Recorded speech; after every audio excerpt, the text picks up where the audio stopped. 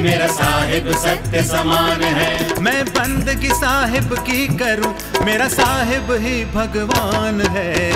साहिब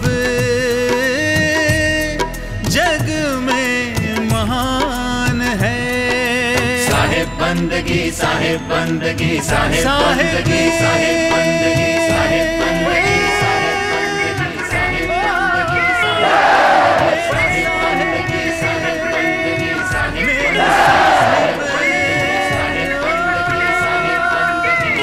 मेरा साहिब। चलो मज़ों की तरफ देखते हैं, इन मज़ों का भी परीक्षा लेते हैं पूरी। चेत सवेरे बावरे विचार करना है। पहला मज़ा देखते हैं जीभ का। भाई जिंदगी में कई पदार्थ खाए विलायती राम हेडमास्टर जी ने, अभी तक भी खा रहे ना, तृप्ति नहीं हुई ये जिब्या। इसकी संरचना इतनी टफ है। मज़ा क्या दे रही है, मज़े का रेशो क्या है, पैमाना क्या है, यानी वजूद कैसा है। बस थोड़ी देर खट रस है, वो जीभ उसको अनुभव कर रही है। अब इस मज़े को लेने के लिए हमें पदार्थ चाहिए, खट रस, छह रस।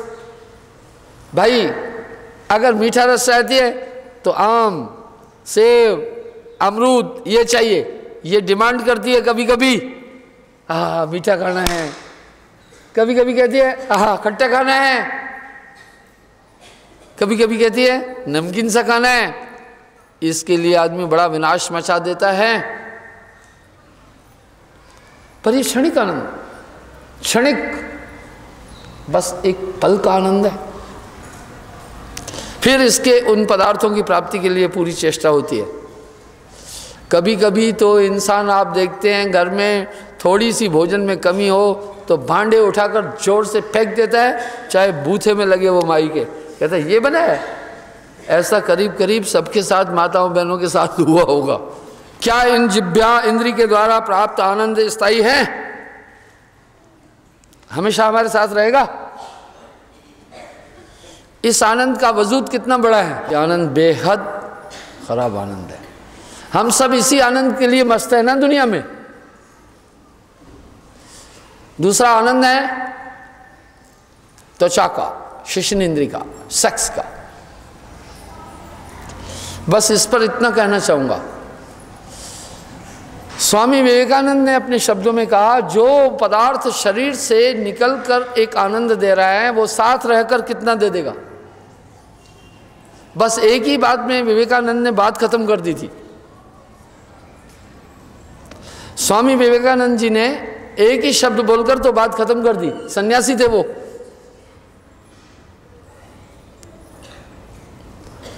ये भी क्या है, जीभ की इंद्री से ताल्लुक रखता है।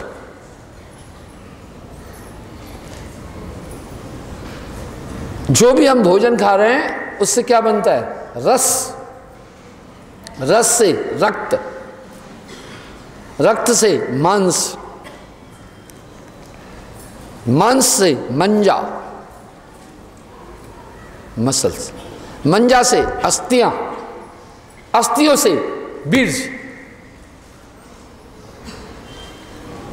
इस आनंद की परिणति विनाश है। अति भोगों से अति रोगों की उत्पत्ति होगी। वेद ने भी कहा 25 साल तक ब्रह्मचर्य व्रत का पालन करो। क्यों? जीवन को 4 हिस्सों में बांट दिया। बाल ब्रह्मचारी, ब्रह्मचर्य, ग्रस्त, वानप्रस्थ, संन्यास।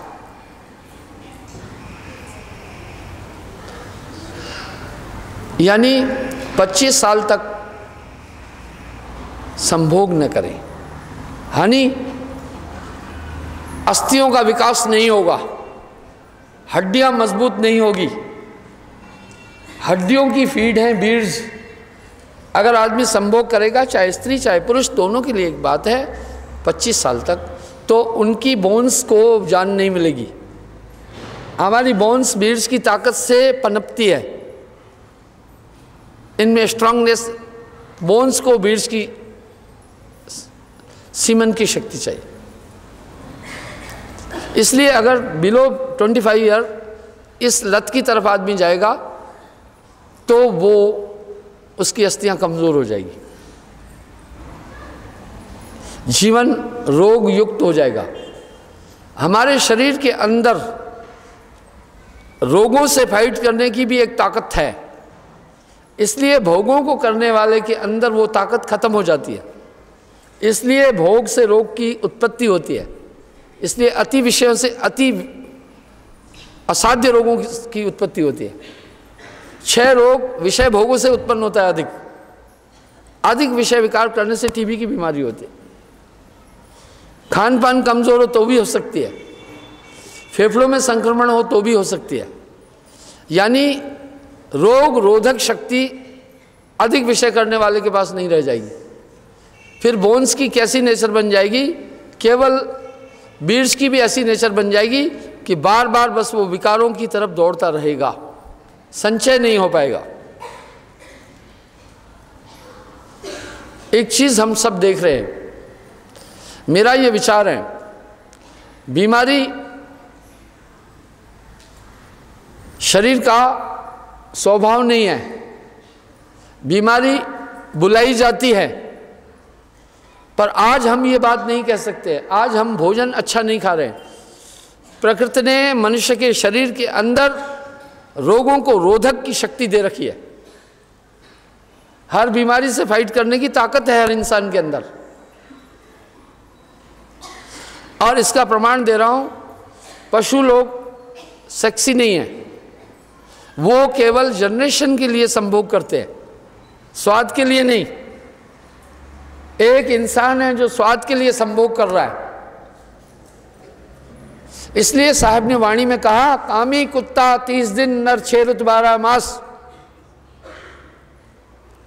वो शिष्ट है, इसलिए उनको ज़्यादा रोग नहीं है, उनको ज़्यादा बीमारियां नहीं है, वो अपना जीवन सुगम, उनके शरीर में रेसिस्टेंस पावर है, वो अपनी बीमारियों से फाइट कर रहे हैं। ये हमें बीड्स से मिलता है। इसका मतलब है ये बहुत घाटे का सौदा है। इसलिए वेद एक बात कह रहे हैं, 25 से 50 वर्ष तक ब्याह करके देख लो क्या है विषय आनंद। जब आदमी इसका हैबिचुअल होता है, बहुत गलत हो जाता है, तब पराई स्त्री से भी विकार चाहता है, इसके लिए जान भी गंवा लेता है। टायसन देखो, बलात्कार किया। वेदों को देखो, यानी ये एक शरीर की ऐसी बेसिक नीड बनी हुई है कि इंसान इसके वशीभूत होकर के कुछ भी अनर्थ कर लेता है।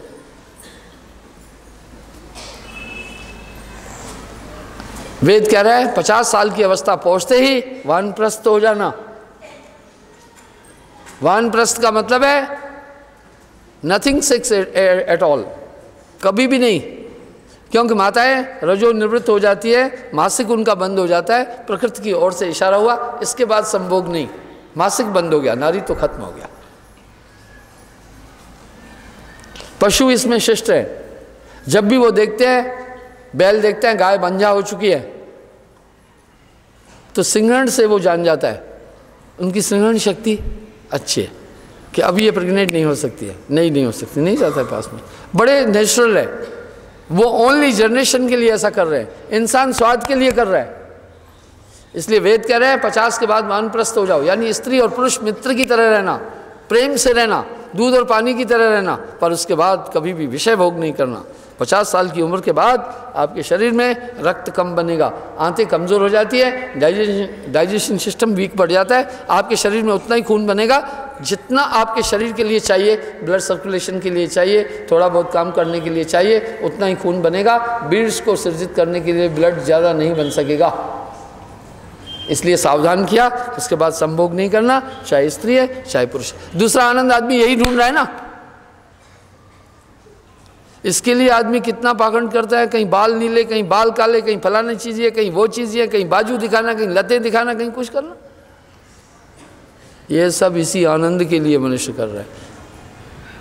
अपनी स्त्री है, फिर दूसरे की स्त्री की तरफ दौड़ना, आर्टियाँ पार्टियाँ, ये सब यही चीज़ें हो रही है। ये स्थायी आनंद नहीं है, इसमें आनंद नहीं ढूंढना। साहब कह रहे हैं, कहत कबीर सुनो भाई साधो, रुई लपेटी आग है, इसमें आनंद नहीं है। नानक देव जी वाणी में कह रहे हैं, जय बिखिया सकली तजी, ये एक चिंतन है, जग से भयो उदास, कह नानक सुनने मना तागट ब्रह्म निवास। और जो भी आदमी इस तरह अधिक, उसके ब्रेन, उसमें क्रोध भी आ जाएगा, क्योंकि मस्तिष्क के अंदर नाड़ियाँ हैं कुछ हमारे डीपर इनर सेल, वो बीड्स से ही संचालित होते हैं, उनकी फीड बीड्स से मिलती है। बच्चे क्यों इतने चंचल है, क्यों इतने फुर्तीले, क्यों इतने तेज है, क्यों इतने खुश हैं, क्यों इतने हंसमुख हैं? क्योंकि उनका बीड्स संचित है अभी, इसलिए उनके डीपर इनर सेल काफ़ी वेकअप है, इसलिए वो प्रसन्न रहते हैं। जो भी भोग करने वाला कभी प्रसन्न नहीं रहेगा, वो हमेशा उदास रहेगा। विषय विकारों से आदमी की प्रसन्नता खत्म हो जाती है। इसलिए बच्चों को देखना जो अनमेरिड हैं, कितनी मस्ती में, दिन भर मजाक मस्ती, एक मज़े में रहते हैं, चाहे कुछ कमाया नहीं कमाया, ऐਵੇਂ खेलते कूदते रहते हैं, ये उसका कमाल है। ठीक है, एंड में क्या होता है, आदमी इस घाटे को समझ नहीं पा रहा है, सोचता है ये तो एक मज़ा है। नहीं नहीं नहीं, ये मज़ा नहीं है, ये एक सजा है। तीसरा मज़ा मिलता है कानों का। वाह भाई, कहीं म्यूज़िक सुनना, कहीं फलाना, कहीं डांस करना, कहीं वो करना, कहीं थिरकना, ये क्या मज़ा है। मुझे तो इसमें से कुछ भी मज़ा नजर नहीं आया, नहीं दिखा नहीं।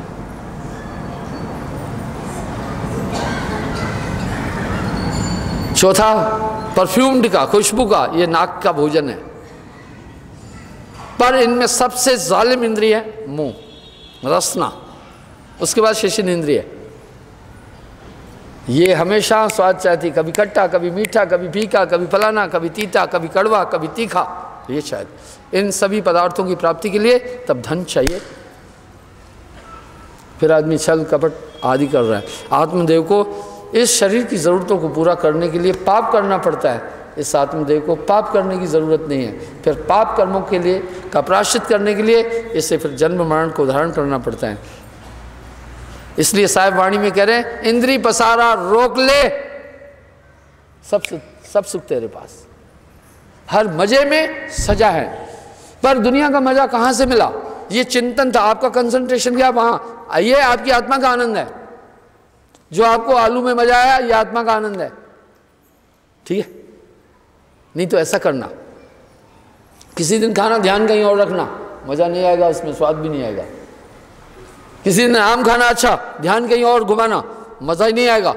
इसका मतलब है दुनिया का हर मजा अनुभूति हमारी आत्मा कर रही है, इसलिए आत्मा में आनंद है। ये चिंतन है। किसी दिन बहुत उदास हो आप, थोड़ा दुख है, खा के देखना आम, कोई उसका रस नहीं मिलेगा। इसका मतलब है इन सभी आनंद की अनुभूति कौन करता है? हमारी आत्मा। कैसे? मन के द्वारा। मन आत्मा को जकड़ा है, इसलिए वाह साहब ने कैसी बात कह दी है, कामी का गुरु कामनी, लोभी का गुरु दाम,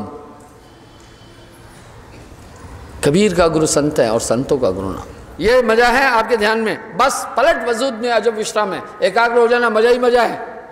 ब्रह्मानंद स्वरूप जिन जाना ते काशी जाए मरे न मरे। इसलिए स्वरूप आनंद यह आत्मा का आनंद था। कामी का गुरु कामनी, क्योंकि कामी का ध्यान 24 घंटे सेक्स की तरफ है, इसलिए वो सुरती उधर ही है। जहां भी सुरती लगाई उसी में मजा आ जाएगा। जहां भी आपने ध्यान लगाया वहीं मजा है। मजा किसी भी चीज में नहीं है, यह आपके ध्यान का मजा है, आपकी सुरती का मजा है। मन ने छल करके आपको अनुभव दिलाया, विषय में मजा है, खाने में मजा है, फलानी चीज में मजा है। बताता हूं, बचपन से आदमी मजा कहाँ ढूंढता है। छोटे बच्चे का ध्यान पहले माँ में है, माँ में मजा, बस एक पल भी मम्मी को छोड़ता नहीं, चिपका रहता है, क्योंकि ध्यान माँ में है। थोड़ा सा जैसे बड़ा हुआ, अब माँ को छोड़ देता है, वो खेलने में लग जाता है, कहीं वो गेंद। पहले हमारे ज़माने में पता है क्या था, कोई बच्चे बड़े भोले होते थे। आजकल तो 2 साल के बच्चे को बाबा सूट पहना करके मम्मी ला करके खड़ी करती है, वास्को डी गामा की तरह टोप लगाकर, फलाना लगाकर। ऐसा नहीं था, कपड़े की गेंद बनाकर दे देती थी, खेल, ठीक है ना, और लकड़ी उठाकर गुल्ली डंडा बना करके खेलते रहो। ये चीज़ें थी, ये सब चीज़ें नहीं थी। तो बच्चे जब खेलते उन्हीं में रमे रहते थे। कभी कभी माँ बुलाती, आओ भैया रोटी खाओ, रोटी बनी हुई है, नहीं गिल्ली डंडा खेल रहे हैं, क्योंकि सूरत उधर लगी हुई है, सूरत वहाँ लगी हुई है। ये सिर्फ मज़ा आपकी रूह का है, आपकी रूह ही सूरत है, सूरत ही रूह है। सूरत संभाले काजे, तू ना भरम भुलाए, मन सयार मनसा लहर बहे कतौ ना जाए। इसलिए काम ही का गुरु काम नहीं, उसका 24 घंटे ध्यान। इसलिए कोई भी नारी घूमे तो उसी को देखता रहता है, जहां ध्यान लगेगा वहीं मजा है। और ध्यान कौन लगा रहा है? मन, ये मन लगा रहा है, जहां चाह रहा है लगा रहा है, कभी कहीं कभी कहीं। पूरी जिंदगी आनंद की तलाश में आत्मा भटकती रहती है। ये आनंद इसके पास है। साहब ने अपने एक शब्द में एक बात कही, कस्तूरी कुंडल बसे मृग खोजे बनमाए, ऐसे घट घट साइयां मूर्ख जानत ना है। भाइयों, मृगा की नाभि में कस्तूरी है, बड़ी प्यारी महक है, कस्तूरी की लाजवाब भीनी महक है। वो ऐसी महक है चुभती नहीं है, लेकिन वो एक एक बूटी बूटी ढूंढ रहे हैं, भटक रहा है, भटक रहा है, भटक रहा है। उसके पास महक खुद है, पर वो परेशान है। क्यों परेशान है? एक एक बूटी सोच रहा है कहाँ है मजा, कहाँ है खुशबू, खुशबू। उलट सुगंध नाम नाभि की लीनी, मन को भरम मिटायो। ये खुशबू उसकी नाभि में थी। इस तरह आपकी आत्मा में आनंद है, पर आप ढूंढ रहे हैं कभी विकारों में, कभी भोजन में, कभी किसी चीज़ में, कभी कहीं। आप मज़े को ढूंढ रहे हैं, आनंद इस जगत के पदार्थों में कहीं भी नहीं है। मेरे साहिब की क्या शान है, मेरे साहिब की क्या शान है, ओ मेरे साहिब की क्या शान है, रोशन ये सकल जहान है। मेरे साहिब की क्या शान है, मेरे साहिब की क्या शान है, रोशन ये सकल जहान है। मेरे साहिब की क्या शान है। ओ साहिब मेरा, मेरा साहिब मेरा, हो साहिब मेरा, मेरा साहिब मेरा हो।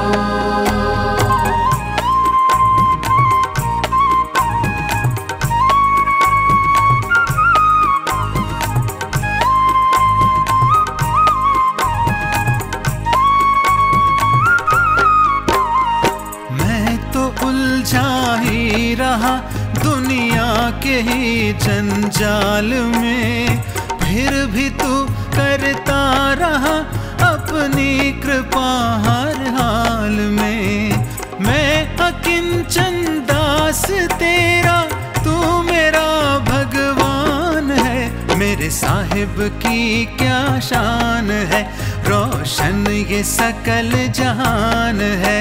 ओ साहिब मेरा, मेरा साहिब मेरा, हो साहिब मेरा, मेरा साहिब मेरा हो।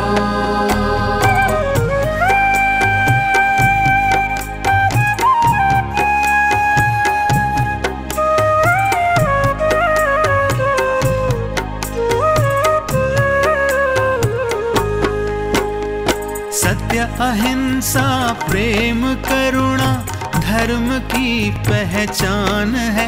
मेरा धर्म साहिब बंदगी अब सुबह और शाम है। मैं करूं गुणगान तेरा, तू गुणों की खान है। मेरे साहिब की क्या शान है, रोशन ये सकल जहान है। ओ साहिब मेरा, मेरा साहिब मेरा, हो साहिब मेरा, मेरा साहिब मेरा हो। साहिब मेरा, मेरा साहिब मेरा, हो साहिब मेरा, मेरा साहिब